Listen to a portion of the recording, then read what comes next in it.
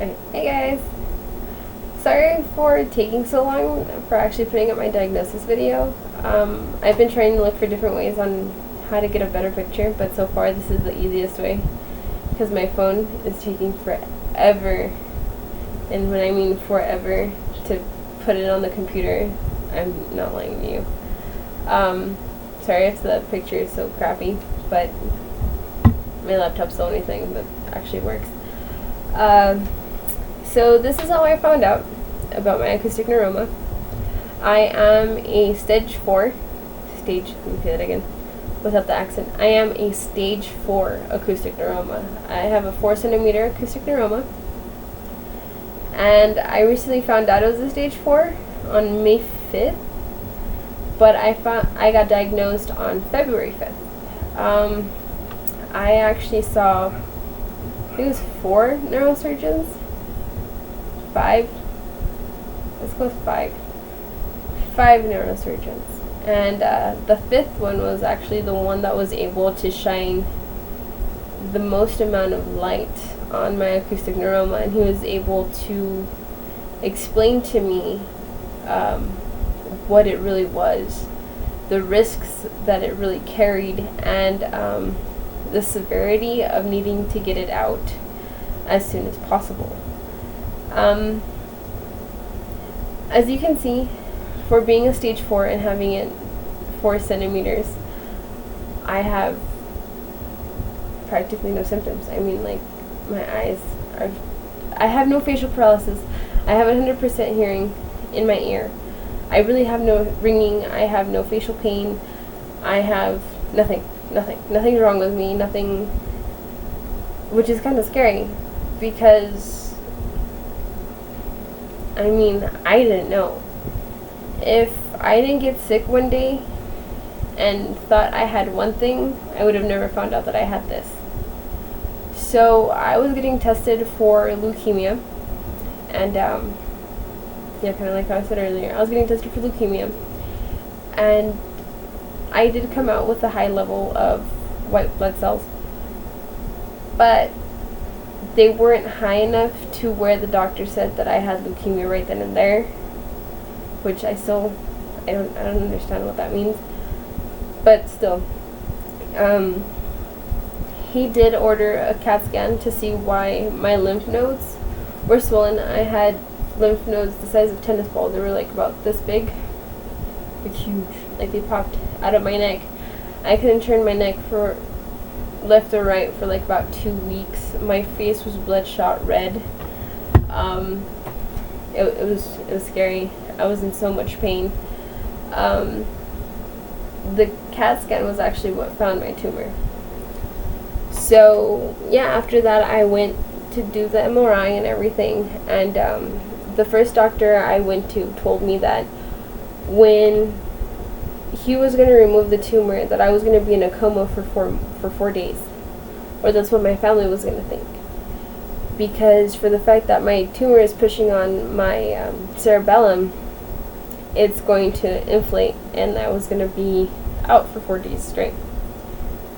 That to me didn't sound normal, and he must have been doing something wrong. So if he was operating on someone else that had an acoustic neuroma and that's the reaction he got, that's not okay.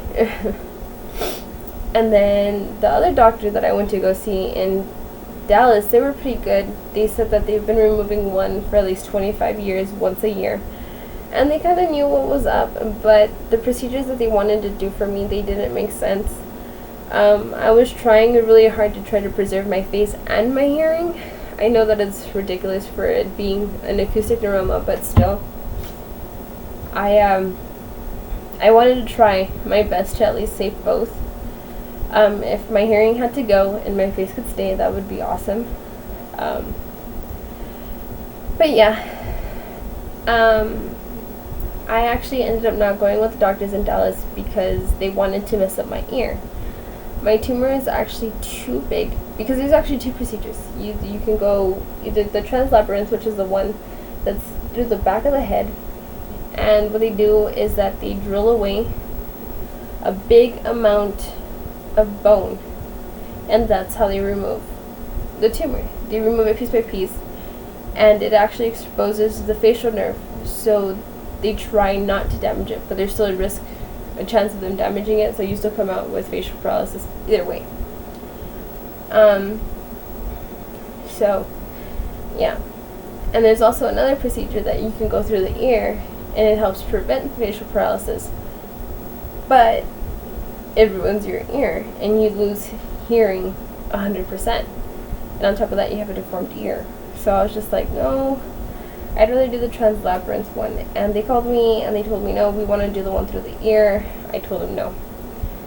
So I was left not knowing what doctor to go see.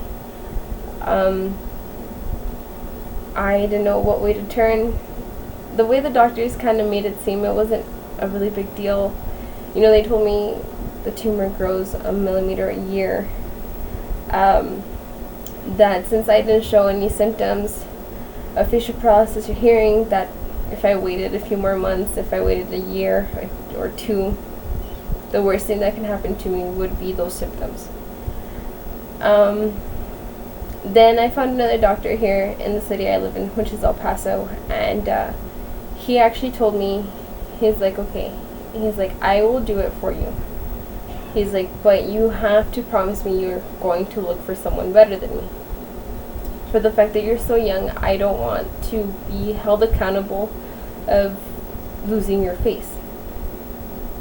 I was like, wow. I was like, the first doctor that's honest and saying, you know what, I don't have enough experience, look for someone else.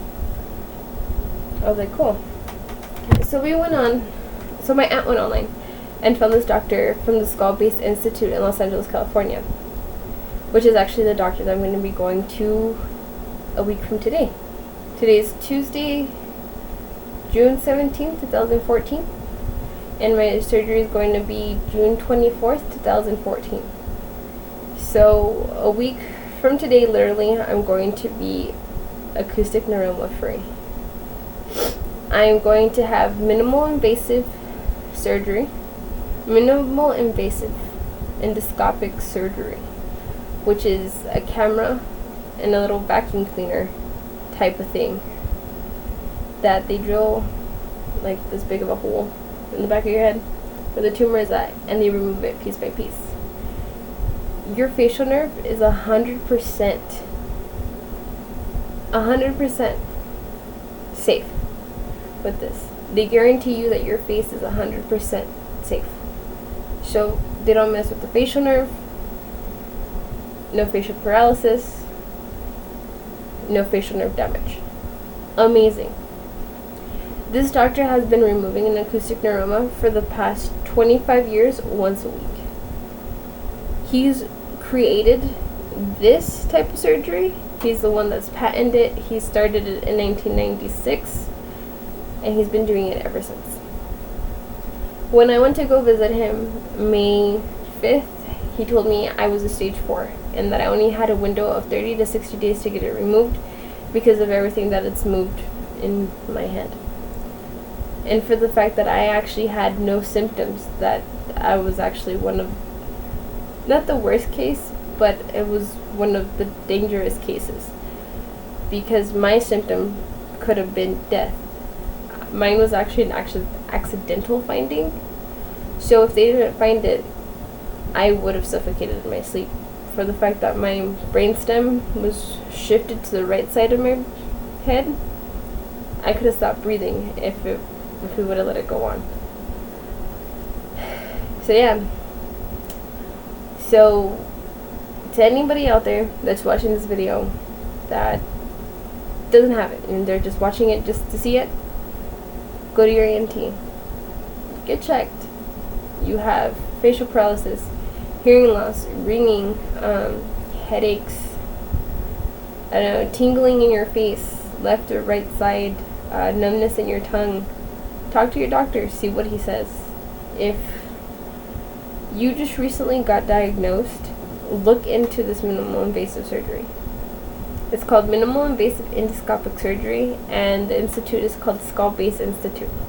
I'm not going to tell you his name, but I mean, like, the institute, he's the only doctor on there. But if you want more information, feel free to email me. My email is on the website, but I will put it down on the info link at the bottom. So you can go ahead and email me as well too, or leave a comment, and I'll go ahead and comment that as well. And also, something that would have helped me 4 months ago, it would have made my life easy. It doesn't matter what surgery you're going with, or if you're going with Gamma Knife, Cyber Knife, or anything. Either one of them is really pricey, insurance or no insurance. There is this foundation called the Acoustic Neuroma Foundation. I didn't. My cousin actually found out about this 2 weeks ago. 2 weeks too late. But I still qualify for it, and it's awesome. But I actually got the packet in today. See, right here. And this foundation actually helps you with grants for, like for the money that you need for the surgery. They also hook it up with some numbers, some email addresses with people that either are going through it, have already had the surgery, and the different type of surgeries that they offer. From what I've read so far, no one's had the minimal invasive endoscopic surgery. My God, that is a long name. But hopefully, if I share my information with them, I can be on there, and I'll be more than happy to share my info with them. They also give you a bunch of other cool information, more detail about what an acoustic neuroma is. They still haven't figured out why it's caused, or if it's genetic, or they don't know yet. They're still trying to run some studies, but they do give you a lot of cool information, and they try to help out a lot, and it's a pretty cool packet. But if I would have found this out 4 months ago, my goodness, this would have saved my butt big time. And trust me, no headaches at all. But yeah, so I'm sorry. I know I'm very monotone. It's weird for me to be talking to a camera. I'm not used to it, and I'm trying really hard. I have a very heavy Hispanic accent, and I'm trying very, very, very hard for it not to come out on camera. So bear with me. It'll get better. Okay, so yeah, so I'll see you guys next time. Hopefully it'll be from my drive from El Paso to California. So yeah, I'll see you guys later.